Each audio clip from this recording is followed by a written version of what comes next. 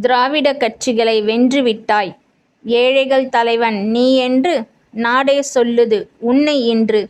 அடுத்த பிறவி என்று ஒன்று இருந்தால் விவசாயியாகத்தான் நான் பிறக்கணும் என்று நீ கேட்டுக்கொண்டாய். ஆண்டவன் அருளை பெற்றுவிட்டாய். திராவிட கட்சிகளை வென்றுவிட்டாய். கூட்டணி கட்சி ஆட்சி ஆனாலும் கூனிக் குறுகி போக மாட்டாய். தவறுகள் நடந்தால் தட்டிக் கேட்பாய். கூட்டணி ஆனாலும் குட்டிக் கேட்பாய்.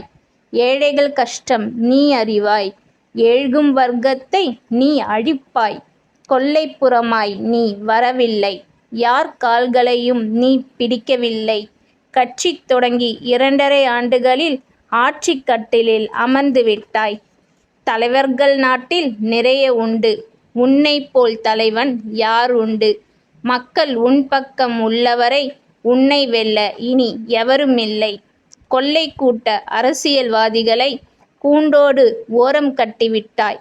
ஜாதி மதம் பேதம் பார்க்காமல் நல்லாட்சி நாட்டில் நீ தருவாய். நம்பி ஓட்டு போட்ட மக்களுக்கு ஆண்டவன் போல் நீ துணையாய் இருப்பாய். ஏழைகள் வாழ வழிவகுப்பாய். விவசாயிகள் குடும்பத்தை கண்போல் காப்பாய்.